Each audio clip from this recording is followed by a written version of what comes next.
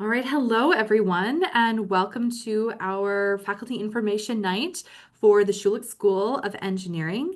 I'm pleased to introduce myself, Dr. Emily Marasco. I am the Associate Dean of our first year program, as well as the Associate Dean of Equity, Diversity, Inclusion, and Accessibility for the Schulich School of Engineering. I'm joined tonight by some of my colleagues, and I will let them introduce themselves. Dr. Gazzalunia. Uh, good, good. I'm not sure if it's evening or hello, everyone. My name is Ahmed, and I'm Associate Dean of Students with Schulich School of Engineering, and also a professor with Mechanical Engineering. Stacy. Hi, I'm Stacy Barefoot. I am the manager of academic advising for this Schulich School of Engineering. And Natalia. Hello, my name is Natalia Gusti. I'm an academic advisor at Schulich, so I'm here to help with the questions. Excellent. So what we're going to do this evening is that Dr. Gazzalunia and I are going to present some information about the Schulich School of Engineering and what it means to be a first-year student. And then we'll open it up for any questions you might have. So we'll go through our slides first. If you want to start putting questions in the chat, that's totally fine. But we likely won't get to them until the end of the presentation. All right.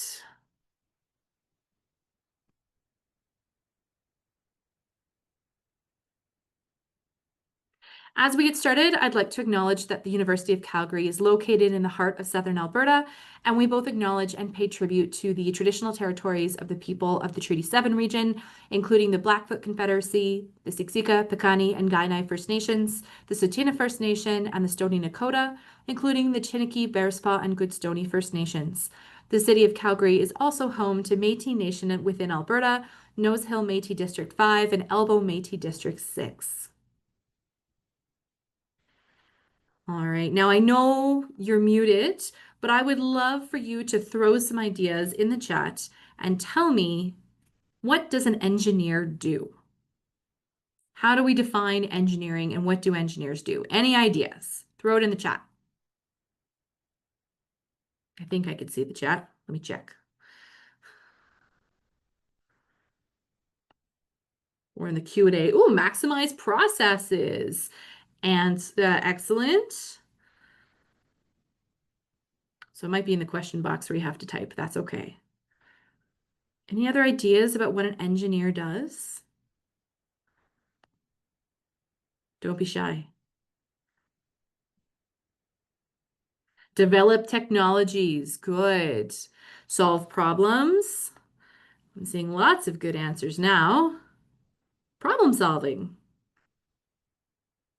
Design circuits, ICUs, interfaces, cables, solve problems. Good. Some domain specific things that we work on.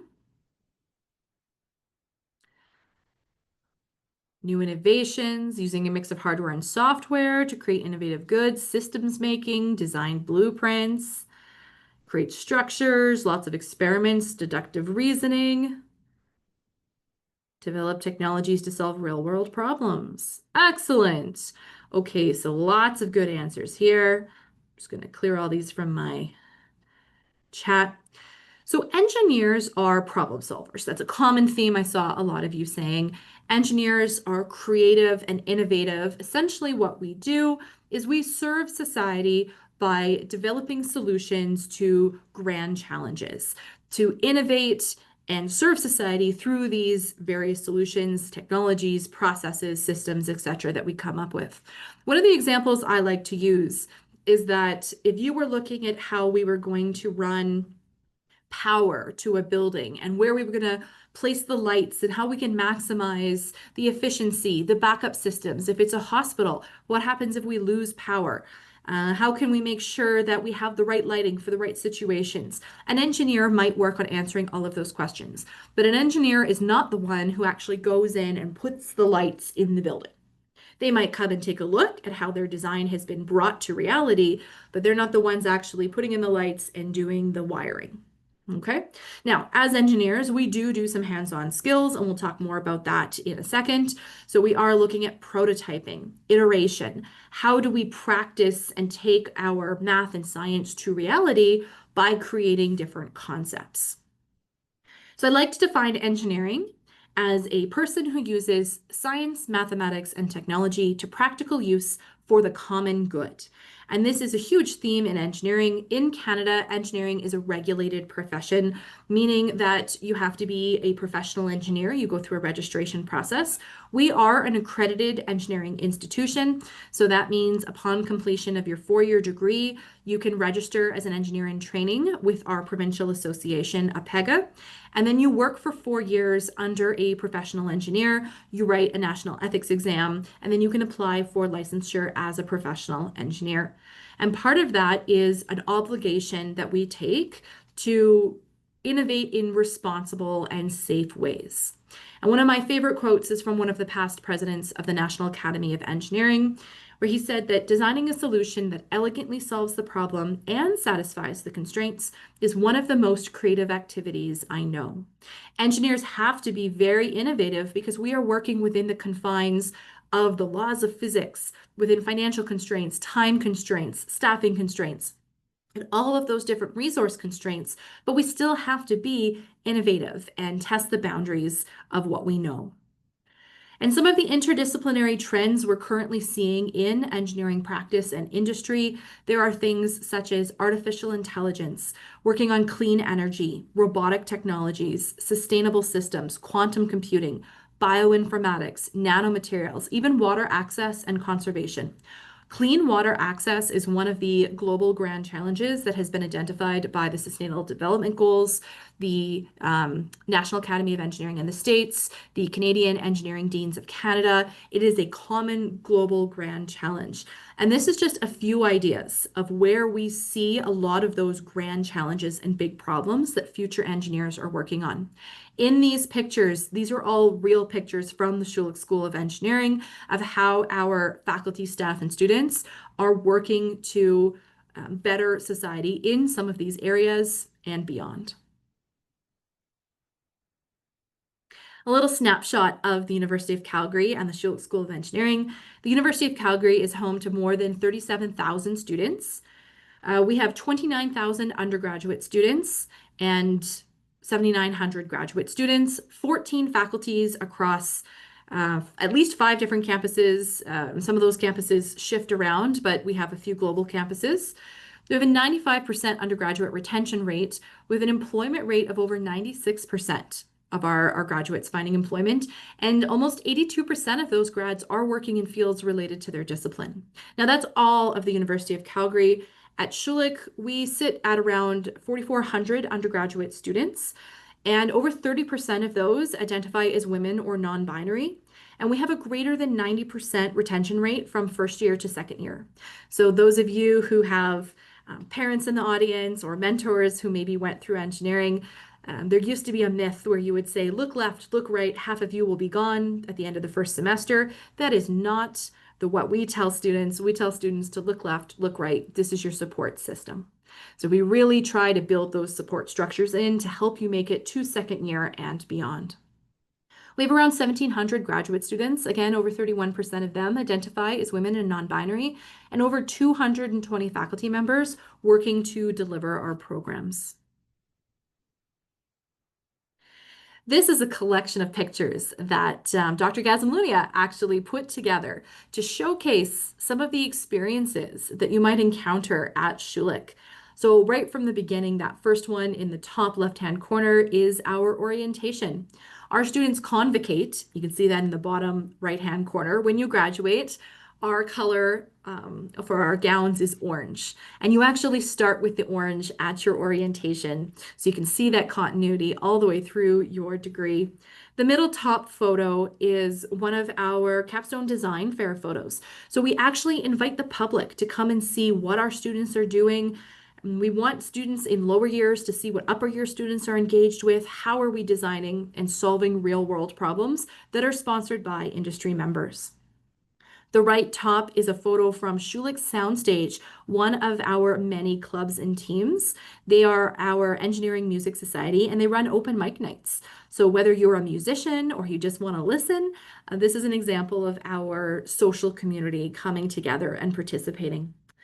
The bottom left is one of our outreach events. We engage with the community in science communication, showcasing what engineers can do and what engineering is. And the middle photo is taken actually from our Stampede breakfast.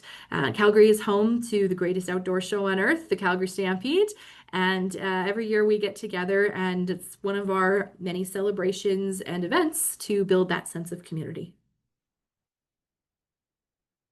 I just want to share some real Schulich alumni who have gone through our program and gone on to some amazing careers within the field of engineering. The first is Rasat Hawk, and he is a recent graduate of software engineering. He was a student leader, very involved with a lot of our clubs and teams. He did undergraduate research positions, and his internships while he was a Schulich student were at Tesla and R-Curve. He now has gone on to work as a product manager for DocGo in New York, and he works on technology to support healthcare applications. Jessica Sudin is a graduate of mechanical engineering. She is now a global consultant and does project management, corporate coaching. She went on to do graduate work in motorsport engineering in Spain, and she is a mechanical designer. She races motorcycles, and she does a lot of work specifically within that competitive motorsport space.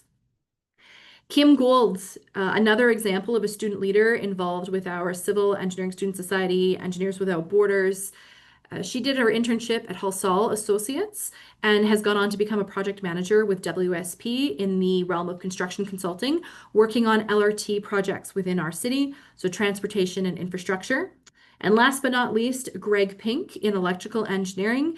He was one of our first Schulich scholars. We'll talk more about that in terms of scholarships in a bit. He did his internship at Dynastream Innovations when he was an undergrad in electrical engineering.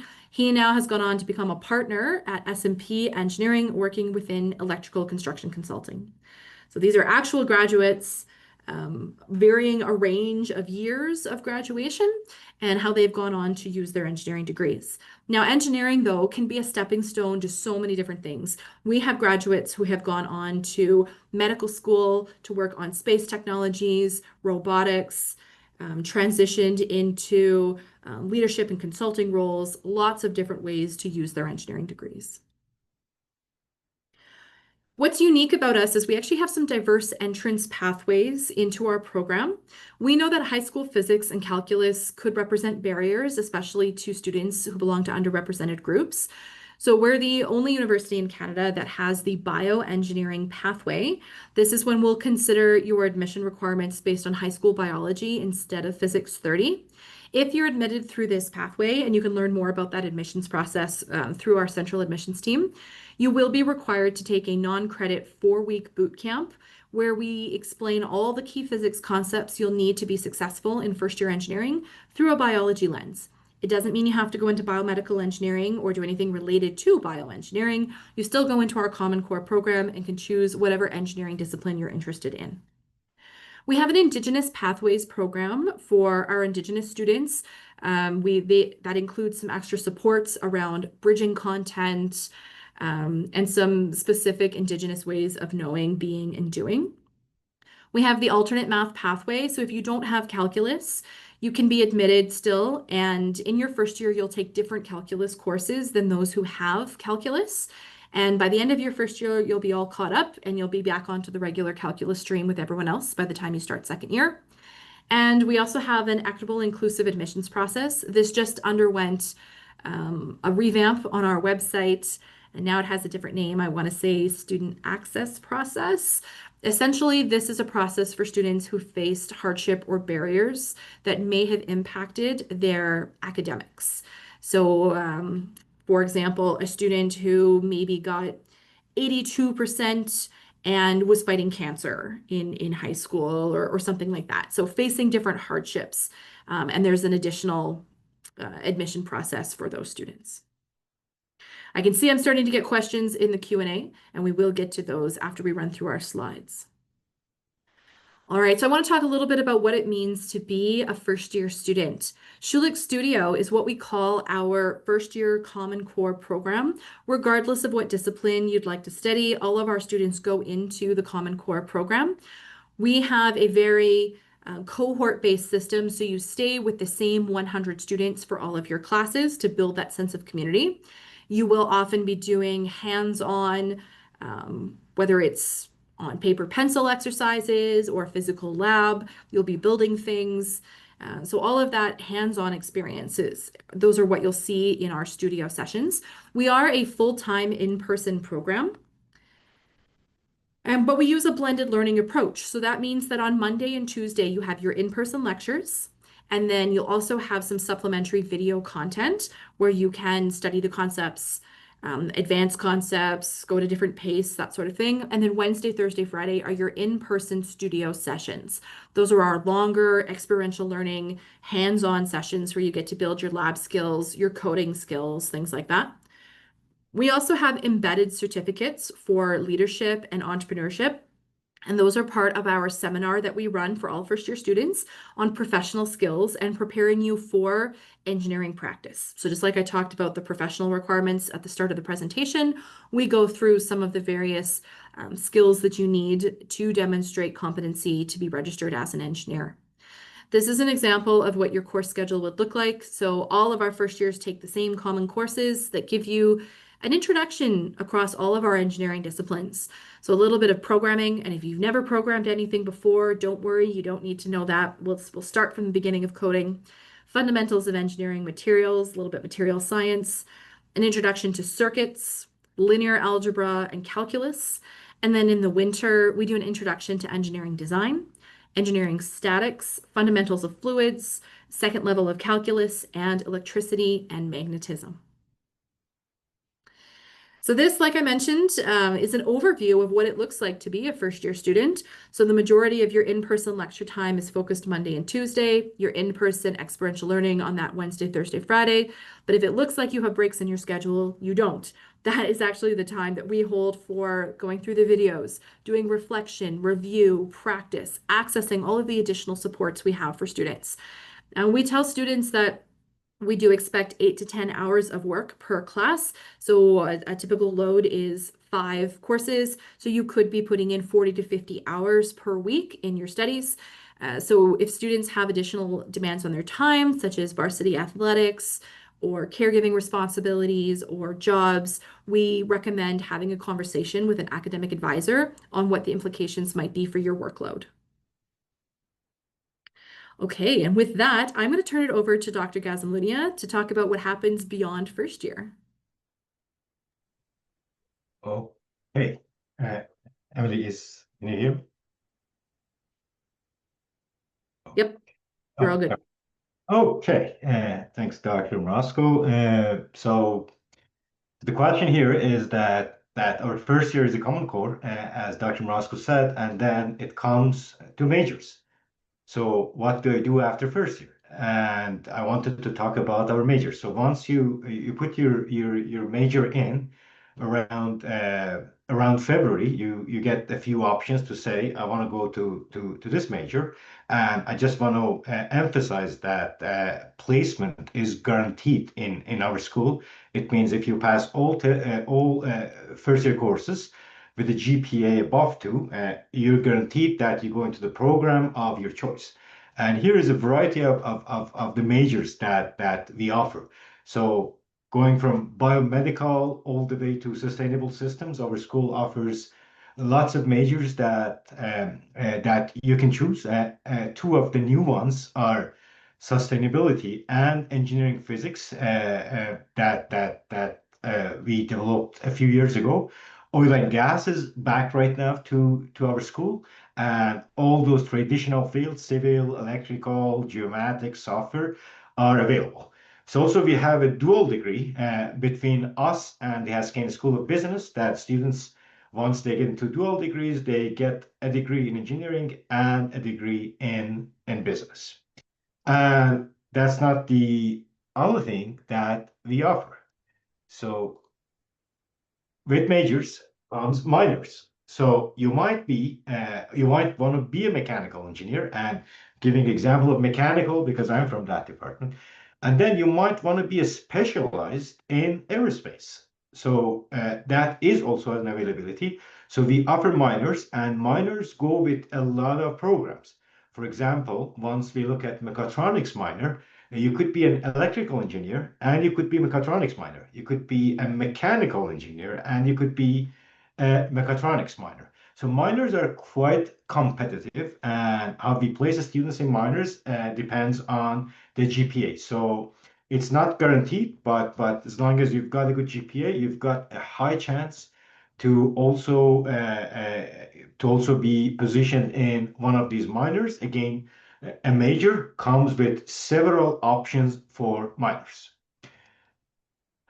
Design. So starting from our first year has got a very extensive design course, and any program that you go, they have design courses in each academic year. The very major one happens at the end of the day in your last year that we call it capstone. And capstone design is a design course that is spanned over 2 semesters, fall and winter. And what you see here as the pictures on the bottom, and none of these pictures are staged pictures. These are actual pictures. So you see on the left that not only our students are doing design, we open our capstone design fair to public. So public can come and see what our students have done over the last year of the design. In the middle, you see a biomedical design project, and on the right side, you see another test rig that one of the design projects developed. So many courses also have components of design projects in them. This mainly happens once students are progressing towards the third year, that there are some courses with design projects. I would call them mini design projects that students are involved. This is extremely important for our engineering students, because at the time that you graduate, whenever you want to start your job somewhere, or your positions with industry, that's where you're involved with the design, and we want to make sure that our students know this process before they step into the industry. So how do we help our students with the design? So design is not just the design on a piece of paper or a piece of simulation. Design needs building and prototyping and testing. So we have a set of uh, spaces that we call them makerspace, and this makerspace is the space that you have the required tools to design. So on the very left top corner, you see a picture of our makerspace, and these are the pictures that again are not staged. These are most of the pictures are taken by me. So you see a lot of 3D printers, a lot of other stuff that are available here for our students to go and build this stuff. On the right side, you see an electronics shop, and on the top right corner, sorry, top on the bottom right corner, you see a few of our students who are involved with the design in the makerspace. And design is not just the design. We have some other spaces that, for example, the picture on the left, we have 2 music rooms, in fact, or we call them music studios, that students can book and can access the music rooms. They can go and record music, they can go and play music. So it's not just 3D printers, it's not just machine shop. Pretty much whatever you want to do, we have studios or labs or workshops that are available for you free of charge. With just a training online training session, you have access to these workshops, to these design spaces. Work integrated learning and internship. So starting this year, any student who comes to our school, they need to have a paid engineering work experience of 500 hours to be eligible for graduation. We call it PR, or paid engineering work experience. This could involve internship. So if you go to internship, which happens after the third year of your studies, this is included. So you don't need to do any work integrated learning anymore. That counts towards your paid engineering work experience. So our internship happens after the third year. We have got a high placement rate. I wish I could share the placement rate with you folks, that our students are getting into positions not only in Alberta, not only in Canada. I had some students in mechanical who went to Switzerland for internship. So pretty much this is how we prepare our students to be able to know the workplace, the etiquette for the workplace, the ethic for the workplace, and this is quite a valid experience that most of our students are interested in that, and they leave school after the third year for a period of 12 to 16 months. Some of our students don't go to internship. Again, it's optional, not mandatory, but work experience, the 500 hours is mandatory. We also have summer research opportunities, and a lot of our research professors, they do have labs and they hire summer students. School pays for the research experience. If you have a successful applications, there are other mechanisms that you can get paid for summer research, and that happens over the summer. Could be summer after the first year or summer of the second year, summer of the third year. So generally, this option is also available for the students who want to practice that side of academic life and see if graduate studies is a good path for them. So research. So Dr. Morosco is right. Having taught in a studio mall in the first year for a couple of years, our school emphasizes a lot on the experience of students in terms of teaching, but research also plays a big role in our school. We have lots of professors who are heavily involved in research. They bring their cutting edge research experience to our classrooms. On the other side, the opportunity for you folks to go and do research for them is absolutely a valuable experience. Awards. Our school pays scholarships. It's around 4.5 million, an average of that annually. One of the most important scholarships that we provide is the Schulich Scholarship, that we select the students from the applications that you folks are filling right now for the upcoming years. There's a committee that reviews the applications, and we do provide scholarships, not to students in Alberta, to students outside of Alberta, to also international students. And these are based on the GPA, that we call it Academic Excellence Awards, or based on the community service that you folks are doing in high school. And these awards vary from $15,000 to $30,000, and they're renewable for 2 years. So anyone who receives these awards could keep the award, given that they maintain some conditions, they can keep the award for 2 years after the first year. We have diversity. Maybe I'll let Dr. Morosco to talk about Diversity Champion Awards. She's more familiar with this award than me.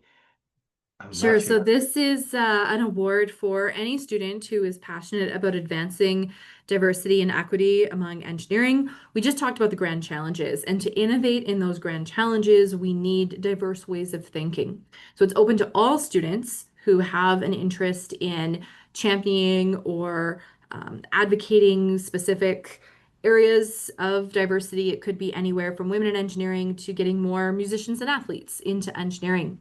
We give about 80 of those awards per year, and it's $4,000 per student. It's open right now to apply. There's a couple of questions that you answer, and it closes the end of January, beginning of February. It's on our scholarship website. So I do encourage everybody to apply to that scholarship. Thank you. So these are the story of our scholarships, but the most important one. So this is an item that is in my portfolio, and I'm very excited, always talking about this. So we have around 80 students, teams, and clubs in our school. And I had the opportunity and the pleasure of seeing the folks in these teams, working with them, sometimes traveling with them. So these are hands-on experience that our students are getting by being in these teams. These 4 pictures that you see here, none of them are stage pictures. In fact, they're actual pictures that teams provided to me, and I've seen these pictures firsthand experience with them. That these students who are part of these teams, for example, the UAV team, the Baja team, they're 80, 90 students. You really get a valuable experience by being in these teams. And our school provides funding for these teams to buy materials. Our school provides a space for these teams. And also we provide funding for these teams to travel and compete. So it's a great opportunity. And my advice to students is always to be a part of a design team, to be a part of club, be involved with community service. So these are real life experience that our students are getting besides their academic work and being in lecture halls. So field trips. So another part of what our school does in order to expose our students to real challenges is that we send them to global experience trips. Again, competitive school subsidizes these trips, and our students are going to these trips to gain experience. These pictures, for example, the very first top left is Homes of Hope, a project that happened in Mexico last year. The right one is students travel to Germany. The bottom left corner is a couple of our students traveled to Costa Rica to enhance a water project or to build a water project there. Our students in Scotland, and I guess the other one is in UK. So generally, we value this experience to expose our students to an experience outside of a lecture hall or away from regular lectures and exams. We also have this study abroad opportunity. We have some agreements with some schools in Europe that our students can go and be and take courses there for a semester. We also provide funding through Schulich Students Activities Fund for study abroad opportunities. Schulich Wellness Room. So engineering is hard. Dr. Morosco is right. You don't need to look at your left and right and then realize that one will be leaving. That's not correct in our school. In fact, we prefer our students to remain with us, and they remain with us. So mental wellness is another part that we're very careful about that. We're very focused on that. We have a wellness room after our previous team, then with Rosberg, that we've got dedicated activities in these rooms. So not only you get support in lecture halls, not only you get support with global experience with design teams, clubs, mental wellness plays a big role in our school. So once students join us, we have a very dedicated center, engineering student center and engineering career center. Stacy and Natalia, who are here with us tonight, are from this center. Generally, this center is a place to go for students. You have problems about scheduling, you want to get time off, you don't know an answer to a question, you have a question about you're not happy with your grade, what to do. There are advisors here that help you and answer your questions. In-person meetings, virtual meetings, daily. We also have a career center here that prepares you for internships. They post internship positions. They help you to prepare your resume. They help you with the interviews. So generally, a student-facing center that has lovely staff in it and very experienced staff here to help our students daily. So admission key dates, I know that we've passed October, but I want to talk about uh, December deadlines. So our due dates for prestigious awards are December 1st. March 1st is application due for fall, and March 15th is the uh, day for high school transcripts due. It's unofficial ones, and May 1st is the deadline to accept your admission offer. With that, I guess we're good with the presentation. We've got a good chunk of 25 minutes to answer questions.